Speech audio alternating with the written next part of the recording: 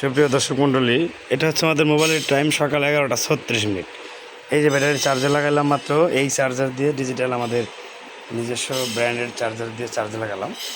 এটা সুবিধা, সবচেয়ে বড় সুবিধা হচ্ছে এটা যে কোনো জায়গায়, যে কোনো দূর দূরান্ত ট্রিপ যদি গাড়ির ট্রিপ নিয়ে যান, তাহলে এটা সাথে কেয়ারিং করতে খুব মজা। ওজন কম, হাতে করে নিয়ে একটা ব্যাগের মধ্যে নিয়ে যেতে পারবেন। এই মুহূর্তে আমরা এই এক সেট ব্যাটারি একই লাইন থেকে, এই যে একদম হালকা একটা সকেট থেকে লাইন, এবং এই লাইনটা মানছে একটা আমার ভোটের থেকে, সাধারণ একটা ভোট থেকে। এই হলো ভোট, মানে এখানে ভোল্টেজের কোনো সমস্যা নাই। এই যে এখান থেকে লাইন দিয়ে আমি এখানে টাইন এইভাবে আমি ওই যে পাশে আনসেট করে ধরুন আপনি এখান থেকে এক চারটে এখানে লাগাচ্ছি ব্যাটারি, আর এখানে লাগাইলাম হলো একটু 5টা। এই হলো আমাদের চার্জিং অবস্থা।